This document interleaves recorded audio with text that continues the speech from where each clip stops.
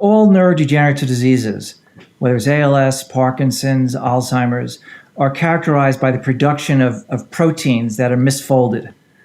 So think of these proteins as basketballs that need to be inflated a certain volume so you can dribble correctly, right? Once that basketball becomes deflated as a protein, we call these misfolded proteins. So there really are two challenges in our approaches to ALS and other conditions. One is to figure out how to block the production of these proteins, because these proteins will continuously be misfolded based upon genetic abnormalities that a person has acquired as a result of these conditions. And the second challenge is once those misfolded proteins are actually created, how do you degrade them? Because these proteins are pathological and they build up like atherosclerosis. In fact, there's plenty of evidence right now that these conditions, ALS, Parkinson's, and Alzheimer's disease, have these plaques in the vascular system. There's a condition called amyloid angiopathy, which speaks to that. So in other words, the way I've been thinking about neurology right now is the way that I think cardiologists began thinking about heart disease back in the 70s, meaning that unless you're at the stage where you need surgery, right, to remove whatever plaques are building up, the best bet is identifying who has these conditions, number one, and number two, putting a full-scale preventative program with the same risk factor management as we do for cardiovascular disease. Because like you said, the pathology manifests based upon where a person's most vulnerable.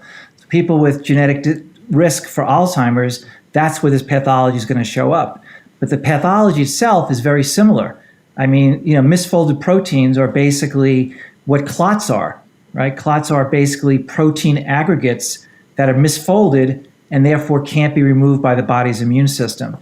So what I mean to say is that I think that our goals here are to manage these as chronic diseases. I tell people my goal as a clinician is to help you live with ALS, not die from the condition. That's what I try to encourage people to think about. Do you think that all of these chronic diseases, whether it's cancer, whether it's heart disease, Alzheimer's, ALS, do you think that they all have, what I was going to ask is, do you think they have the same set, is probably the right word, of underlying conditions? Or do you think it's just that the body only has so many make or break mechanics and things impact those make or break mechanics in different ways? That's a fantastic question, by the way. Fantastic question. So I think that we need to understand sort of a little bit more in depth about how the body normally handles these proteins, because there are cellular mechanisms within our cells that are endogenous mechanisms that help us break down these proteins.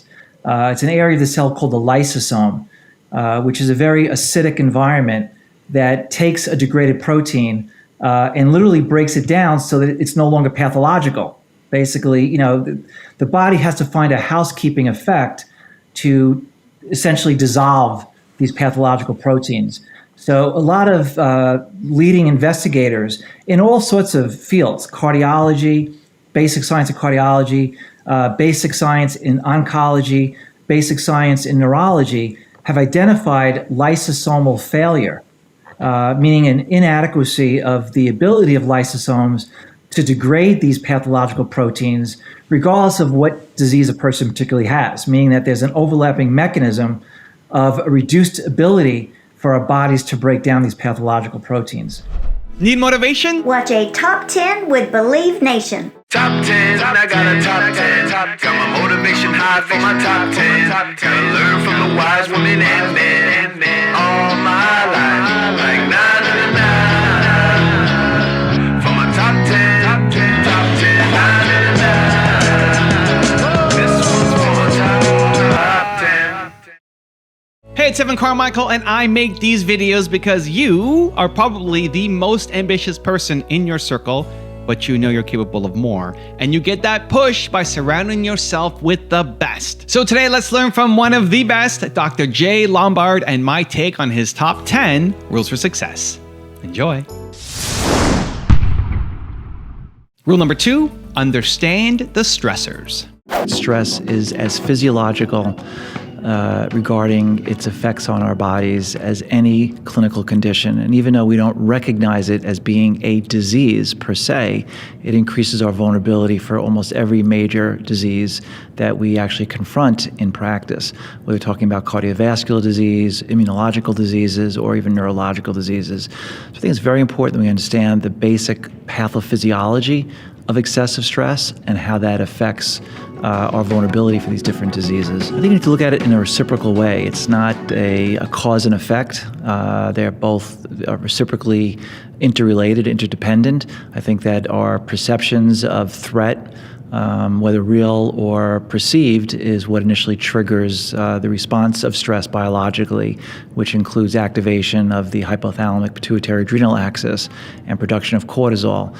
From there, the normal reset button, the ability for us to essentially readapt to that experiential stress, is often inhibited or thwarted either by emotional or physiological factors. And I think the primary function in a physician's setting is to first recognize that when a patient is coming into their practice, to ask questions about what the stressors may be. You can't identify something if you don't know that it exists. So even doing a sleep evaluation, asking basic questions about sleep hygiene, will really tell a person, a clinician, about the underlying vulnerability of stress, because that's when people mostly experience the physiological effects of stress through sleep disruption. Rule number 3, ensure adequate perfusion. Is Alzheimer's an infectious disease? And other neurodegenerative diseases, Parkinson's. So I don't want to take credit for this theory. That's number one. Number two is I think that the way my thinking has evolved regarding this hypothesis is to try to explore how specifically does any infection produce neurological problems. So in regards to how my thinking is involved, I think that these conditions are ultimately vascular based, meaning that inflammatory conditions, infectious diseases, bad lifestyle, insulin resistance, hypertension, all converge on the endothelium, on blood vessels, basically, in the walls of blood vessels. And that is sort of the underlying mechanism of neurological injury that connects all these epigenetic factors to neurological diseases like ALS, Parkinson's, and Alzheimer's disease. So, in the old days, back in the 1990s, when I finished my neurology residency, we would see on MRI studies when they first came out, because it was, that in those days, MRI was just being introduced. We would see all sorts of changes, ischemic changes like what we call mini strokes or vascular changes in various areas of the nervous system. So, for instance, in Parkinson's disease patients, we would see, evidence of what's called small vessel ischemic disease. What does ischemic mean? Ischemic means lack of blood flow, interruption of blood flow. And we still see these changes. If we do MRIs on Alzheimer's patients or in patients with ALS, we see what are called these unidentified bright objects, these UBOs, that the radiologists kind of comment on. And they say differential diagnosis could be vasculitis, it could be Lyme disease, it could be just age-related white matter changes. But what all those things actually mean in principle is that whatever the provoking factor is, whether it's inflammatory mechanisms, infectious mechanisms, or some combination of various interruptions, traumatic brain injury is another example that can produce these vascular changes. The smoking gun, if you will, is really based upon disruption in these very, very small blood vessels that are responsible to perfuse the brain, because without perfusion of the brain, you could take any supplement you want. But if you don't have adequate perfusion, you're not going to have a healthy brain. Rule number 4, avoid infections. I recently had the opportunity to refocus my clinical practice primarily on ALS patients. Doctors can learn more from their patients than we can actually learn from them. And that's actually true.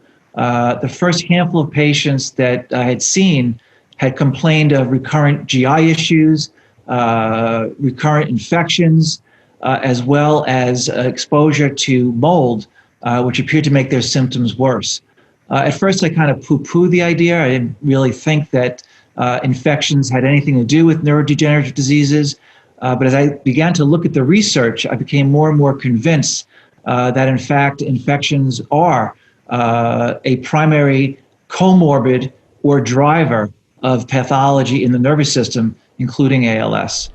Also, to make sure you're actually taking action after watching this video, I've designed a special free worksheet just for this video. The worksheet will highlight all of the lessons learned in this video, as well as pull out our 3 favorite learnings and quotes that will inspire you to actually do something. The worksheet will also give you space to write down what your key takeaways are and your specific plan of action to make sure you're getting results. If you want the worksheet designed specifically for this video, absolutely for free, there's a link in the description below. Go click on it and start building the momentum in your life and your business. I'll see you there.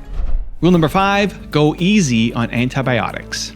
You're saying there's one cause, which is C. diff for all neurodegenerative diseases? In order to prove that hypothesis, 2 things have to happen going forward. 2 things.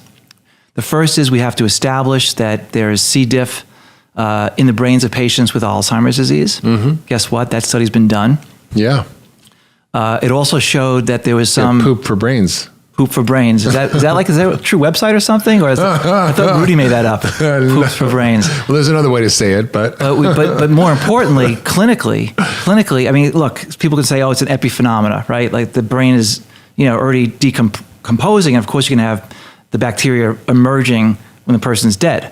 Fair argument, right? Maybe it's not that Clostridium is causing the disease, but it's there for the ride as it eats your brain up after you're dead, right? That's sort of the meaning they find out an autopsy, but right. maybe it doesn't mean that it was there when they were living. Yeah. Right. So fair enough. That what that means is that we have to demonstrate. So they ran for the hills as soon as the person died. Is that it? I guess. I don't know. It's true. Probably unlikely, right? Yeah, unlikely. Exactly. Yeah.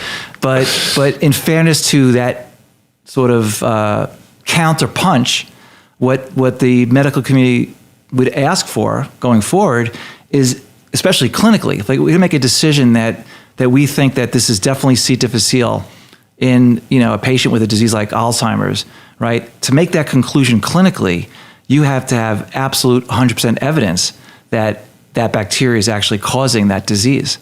With some, Yeah. Obviously, not every disease is going to, test positive. And not only is the challenge here that the majority of patients who test for C. difficile, who have dementia, Parkinson's, Alzheimer's, and what have you, have negative tests for C. diff. In their stool. In their stools, right.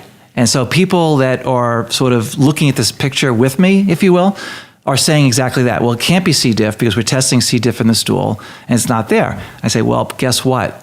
It went uptown, okay? It used to live downtown, but it likes uptown more. Why? Because A, we give them PPIs, which they love that alkalinic environment. Acid blockers. Like Pepsid, and what do we give them that they love most of all? Antibiotics. C. diff loves antibiotics. It's actually an antibiotic-associated infection. Exactly. That's how I got it. I took an antibiotic for my bad tooth, and I ended up getting C. diff. Yep. If that's not a word of warning to all the listeners, I don't know what is. Yes, exactly right. It's called antibiotic-associated C. diff. Rule number 6, establish a personalized regimen. There's a growing interest and focus on personalized medicine throughout the entire ecosystem of oncology, neurology, psychiatry, and other fields of medicine, in which each person or patient is an N of one, meaning that it's more important to establish a therapeutic regimen that is based upon the specific biology of that patient's condition. I think that otherwise we get into this cookie cutter concept that one size fits all. We know it's not true in ALS. I think the idea of nutraceuticals should be as studied and as appreciated as much as any pharmacological agent. That means understanding the source of the material that one is using and have a very specific targeted rationale for which supplements one is prescribing for patients with ALS. There's a concept that I've been studying called the Soret effect, which means that key nutraceuticals are activated by light. So by taking certain compounds in combination with light exposure, one can increase the potentiation of these compounds, which are called flavonoids.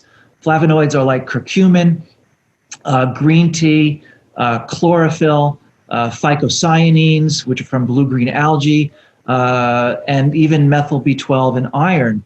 So the critical issue, I think, that all patients and their physicians need to recognize are really the ABCs of medicine. We have to start with our basics. The first thing we learned in medical school is airway, breathing, and circulation. And it was alarming to me to identify that patients with ALS are walking around with low oxygen saturation, and that they're not understanding the vitality and the critical need for oxygen therapy itself in patients with ALS. So one of the most critical elements when I evaluate a patient with ALS or any neurodegenerative disease for that matter is to understand the psychosocial factors that either contribute to going forward with improved health or to actually have the opposite effect and actually separate ones from each other because of the severe stress that this condition puts not only on patients, but their families. Rule number 7, embrace fever. Do you have trouble actually mounting a fever? So that's a question that I was surprised by the answer that most my patients basically have said, no, you know what, I've noticed I really never get a fever. I'm like, oh, okay, so. Which is not necessarily a good thing. That's right, it's not a good thing at all. Because the only thing that actually will treat spores, right, is heat. If you look at that's why we get a fever, right? That's why we get a fever. You get a fever because it's your body's mechanism for killing infection. It's I make a joke with people. I say to them all the time. I said, name one disease that humans have cured. Like, they always mention infectious diseases because that is the truth. We've cured infectious disease. But the only thing that actually cures disease is our endogenous mechanisms. Fever and sleep basically are the two endogenous mechanisms of holistic medicine.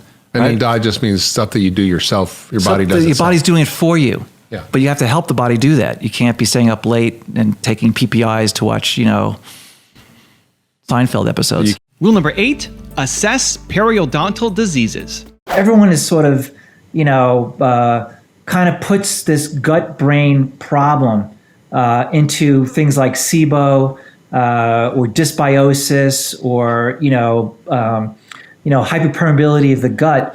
But I think what people most forget is that the closest proximity of infectious diseases to the blood-brain barrier is in periodontal diseases, and that's been strongly associated with Alzheimer's disease. The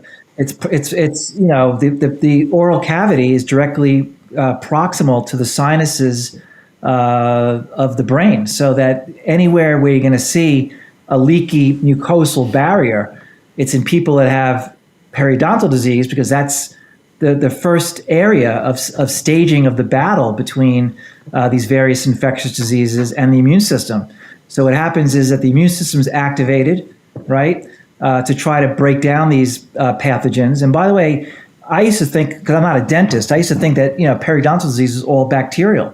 But in fact, periodontal disease has association with candida, fungal infections. It's not just bacteria that causes periodontal disease. But the point is that they're so close to the blood-brain barrier that they have an easier ability to migrate into the brain and produce an inflammatory reaction in the brain than leaky gut does. So I think that one of the take-home messages I would have for your listeners is that yes, I think that leaky gut is a very important aspect of a functional medicine approach to any condition.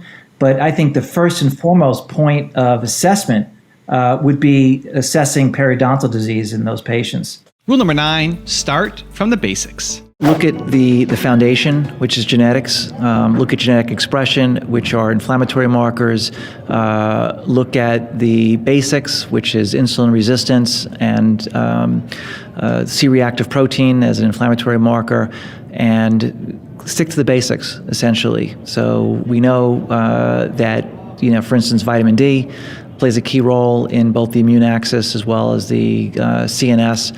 I think that we really want to build on, going from a simple foundational approach, which looks at basic supplementation, to a more specific targeted approach based upon the unique genetic profile of patients that have really a need for individualized medicine, so that we're able to target those in a particular specific way. And one classic example of that is the ApoE4 allele, risk factor for Alzheimer's disease. We really do know that treatment is different based upon the E4 allele, whether it's non-pharmaceutical or pharmaceutical.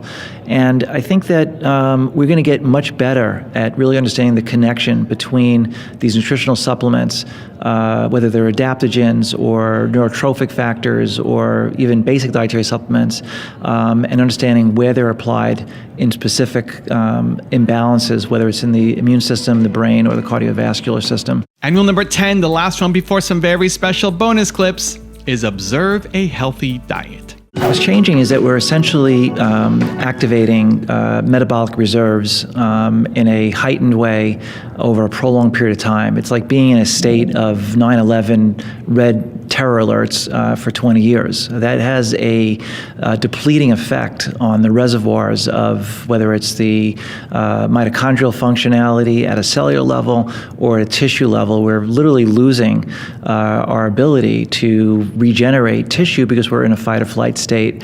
So I think we can understand this from a pharmaceutical and nutraceutical perspective by looking at mitochondrial augmentation, how various supplements, whether it's dietary supplements or herbs or both, how they increase mitochondrial function. I think lowering excessive inflammation at its root cause, knowing if it's triggered by persistent infections, whether it's periodontal disease or dysbiosis, increasing the probiotics in a diet so that we have a more healthy immune gut mucosal barrier, and also looking at adaptogens, which are really designed in a sense evolutionarily to adapt to stress, just like the plants themselves have adapted to stress by releasing these heat shock proteins and these other MER181 regulatory systems. We can actually exploit those for our own health by understanding what those pathways are and increasing the consumption of those dietarily.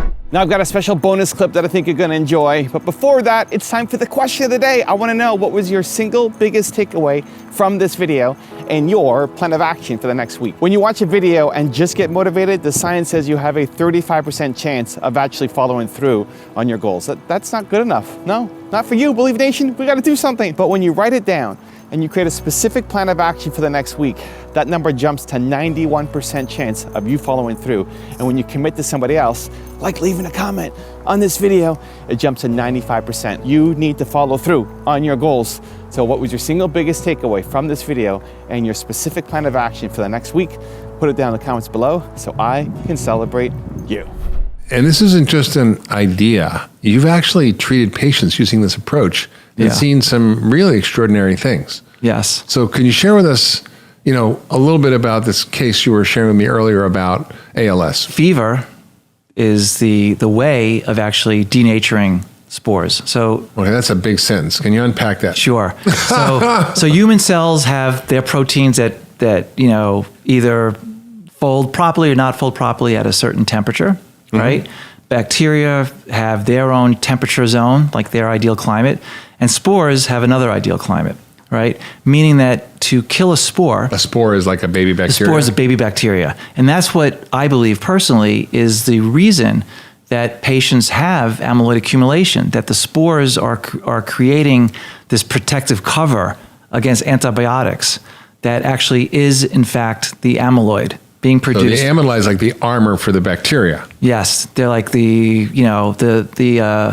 bomb shelter. Yeah. It's the biofilm is the bomb shelter for these little baby bacteria. Yep. And so how does hyperthermia work to disrupt that? And so what is that procedure? So it works, hyperthermia works by, it's a very narrow window of temperature, meaning if you give too much temperature, you can actually hurt normal cells as much as, bacterial cells. If you don't give enough temperature, you've done nothing. So it's like Goldilocks. It's right? like Goldilocks. You got to get it just right. You have to get it exactly right, okay? And that's part of the way that the hyperthermia technology has been developed is by really understanding that the brain itself can provide feedback on the tolerability for human cells, because brain cells are going to tell the brain, hey, this is pretty hot in here. You don't want to fry your brain. Right. Can you turn the thermostat off now? So the part of the device actually is to get the brain temperature back into the feedback system where it's self-regulating, so that you never reach a point where the temperature is harmful to your own cells. Let's say that C. diff is, let's for argument's sake say this is a polymicrobial disease, okay? As opposed to like lots of different bugs. Lots of different bugs, as opposed to just one ringleader that everyone else is following, okay? So Lombard believes that C. diff is the ringleader, okay? And all these other guys, Lyme, HSV, they're tagging a ride because it's such a great killer that it's like, okay, great, we'll take the leftovers, no problem here. We'll take the leftovers. So my concern is clinically that if we start treating patients, with bacterial drugs like Rocephin, whatever it is for chronic Lyme, yes, you're addressing chronic Lyme. I mean, the C. diff gets worse. Yes, exactly. Yeah. Exactly. So the heat alone is enough to disrupt the C. diff? We haven't demonstrated that yet, to be quite frank, but what's been demonstrated is that by applying hyperthermia, that we're able to actually see improvement in clinical symptoms of patients with ALS.